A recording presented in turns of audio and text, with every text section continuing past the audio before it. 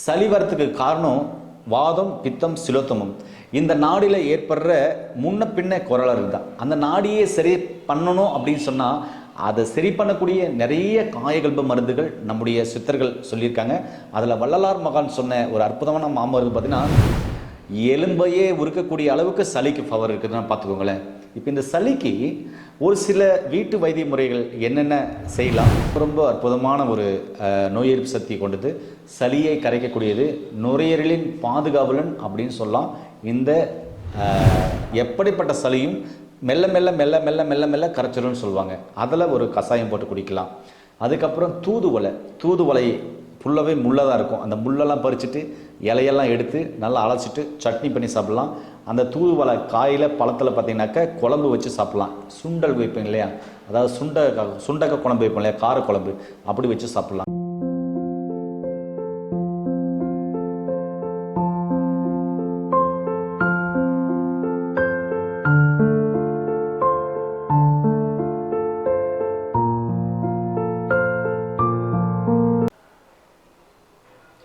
வணக்கம் நண்பர்களே, நான் உங்களை அன்புஸ்கான ஹரிதாஸ். மழைக்காலமாக இருக்குது. மழைக்காலத்துக்காக மட்டும் இல்லை, பனிக்காலம், வெயில் காலம், குளிர்காலம், இப்படி எண்ணற்ற மாதங்களில் ஏற்படக்கூடிய இந்த சூழ்நிலை காரணமாக, பருவநிலை காரணமாக ஏற்படக்கூடிய சளி சார்ந்த பிரச்சனை. சளி வந்தால் பார்த்தீங்கன்னாக்கா நுரையீரல் சார்ந்த பிரச்சனைகள் வந்துடும்.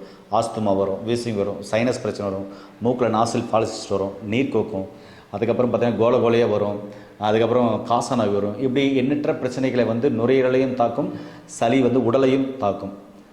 சளி வந்தால் யமன் வருவான்னு சொல்லுவாங்க. ஏன் இந்த சளி நாடி அதிகமாக ஓடும்போது பார்த்தீங்கன்னாக்க அவங்களுக்கு பார்த்தீங்கன்னாக்க ரொம்ப டேஞ்சரான சூழ்நிலை இருக்காங்க. அவங்களுக்கு சளி சார்ந்த பிரச்சனைக்குரிய மருந்துகளை கொடுத்து அவங்கள சரி பண்ணும்போது அதை சரி பண்ண முடியும்னு சித்தர்கள் சொல்லுவாங்க.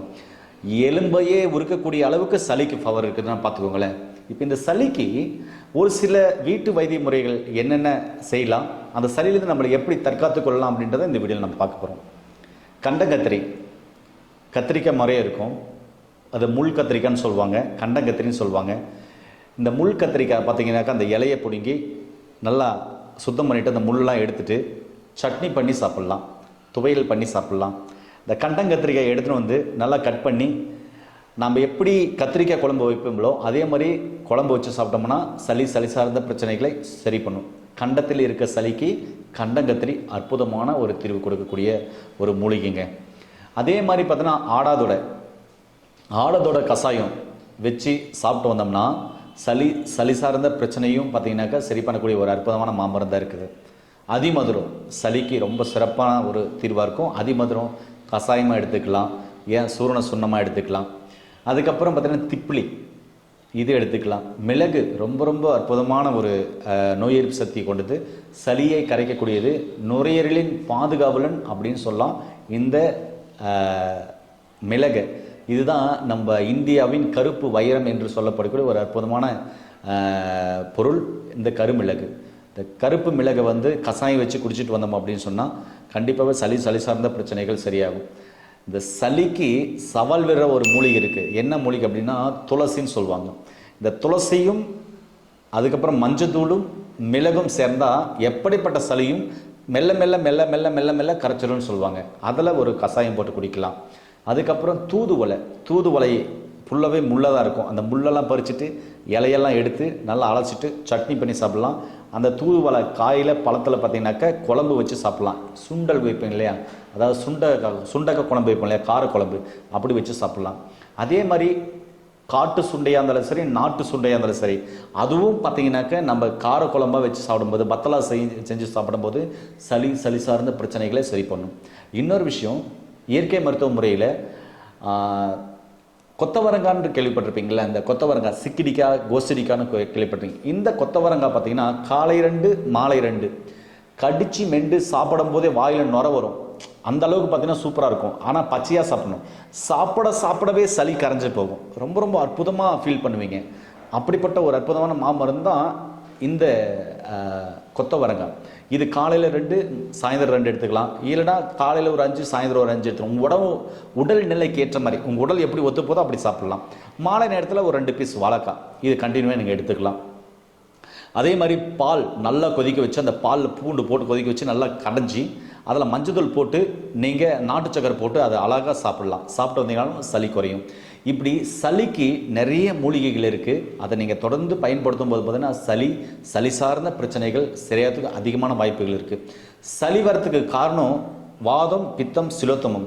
இந்த நாடியில் ஏற்படுற முன்ன பின்ன குரலர் தான். அந்த நாடியை சரி பண்ணணும் அப்படின்னு சொன்னால் அதை சரி பண்ணக்கூடிய நிறைய காயகல்ப மருந்துகள் நம்முடைய சித்தர்கள் சொல்லியிருக்காங்க. அதில் வள்ளலார் மகான் சொன்ன ஒரு அற்புதமான மாமருந்து பார்த்தீங்கன்னா வெள்ளை கரிசலாங்கண்ணி. இந்த வெள்ளை கரிசலாங்கண்ணி பார்த்தீங்கன்னா ரொம்ப ரொம்ப தங்கத்துக்கு ஈக்குவலான ஒரு மெடிசன் சொல்கிறாரு. தங்கம் போல் உடலை மாற்றம்னு சொல்கிறாரு. அந்த வெள்ளை கரிசலாங்கண்ணியை நீங்கள் தொடர்ந்து பார்த்தீங்கன்னாக்கா எடுக்கும் பொழுது, சளி உள்ளவர்கள் எடுக்கும் பொழுது உங்களுக்கு சளி சார்ந்த பிரச்சனைகளை சரி பண்ணக்கூடிய ஒரு அற்புதமான தீர்வாக இருக்கும். இந்த வீடியோ ஏன் போடுறோம் அப்படின்னு சொன்னால், உங்களுக்கு குளிர்காலமாக இருந்தாலும் சளி வரும், மழை காலமாக இருந்தாலும் சளி வரும், பனிக்காலமாக இருந்தாலும் சளி வரும், ஏன் உஷ்ணத்தினால் வெயில் காலத்தினால் ஏற்படக்கூடிய சளியாக இருக்கும். எந்த சளியாக இருந்தாலும் இந்த மாமருந்து, அதாவது நான் சொன்ன இந்த வெள்ளை கரிசலாங்கண்ணி ரொம்ப ரொம்ப அற்புதமான ஒரு தீர்வை கொடுக்கும். இது பச்சையாக பிடுங்கி நீங்கள் அப்படியே சமைச்சு சாப்பிட்றது ரொம்ப அற்புதமாக இருக்கும். சட்னியாகவும் சாப்பிட்லாம், சாம்பாராகவும் சாப்பிட்லாம். இது கல்லீரலுக்கும் நல்லது, நுரையீரலுக்கும் நல்லது, ஏன் உடலுக்கே நல்லது. அது மட்டும் இல்லை, பச்சையே கிடைக்கல, பவுடராக கிடைக்குதுனாக்கா நீங்கள் அதை என்ன பண்ணலாம், ஒரு பவுடர் வாங்கி வந்து அதை பிரித்து நல்லா தரமான நாட்டு மருந்துகளில் தரமாக வாங்கி, அதாவது தரமாக தயாரித்த மருந்தை வாங்கிக்கோங்க. வாங்கி எடுத்துகிட்டு வந்து அதை கஷாயமாக போட்டு நீங்கள் சின்ன குழந்தைங்கலேருந்து பெரியவங்க வரைக்கும் கொடுக்கலாம். சின்ன குழந்தைங்களுக்கு ஒரு 5 ml 10 ml அதிகமாக அப்படி கொடுத்தாவே போதும். பெரியவங்களுக்கு கொஞ்சம் அதிகம், அதாவது அவங்க உடலுக்கு பாக தெரியும்ல, அப்படி நீங்கள் கொடுத்துட்டு வந்தீங்கன்னா போதும். ரொம்ப ரொம்ப அருமையாக கேட்கும். சளி பிரச்சனையாக கவலையே பட வேண்டாம். சளினால் பாதிப்புகளா கவலையே பட வேண்டாம். இருக்கவே இருக்குது எண்ணற்ற குறிப்புகள் சொல்லியிருக்கேன். இதை ஒன்று நீங்கள் தொடர்ந்து கடைப்பிடிச்சிட்டு வாங்க. சளி இல்லாமல் ஆரோக்கியமாக வாழுங்க. ஒரு சிலர் நிறைய சொல்லுவீங்க, ஐயா நீங்கள் சும்மா உட்காந்துட்டு பேசிட்டு இருக்கீங்க அப்படின்னு. அதெல்லாம் இல்லைங்க, செய்முறையோடு நிறைய வீடியோக்கள் போட்டிருக்கேன். அப்படி வேணும் அப்படின்னா டிஸ்கிரிப்ஷனில் லிங்க் கொடுக்குறேன். அந்த லிங்கை பாருங்கள். ஒவ்வொரு சளிக்கும் என்ன மாதிரியான மருந்துகள் செய்யலாம் அப்படின்ற செய்முறை வீடியோ நிறைய கொடுத்துருக்கேன். அதை பார்த்து அது மாதிரி நீங்கள் செஞ்சுட்டு வந்தீங்கன்னாக்கா இன்னும் அற்புதமாக இருக்கும்.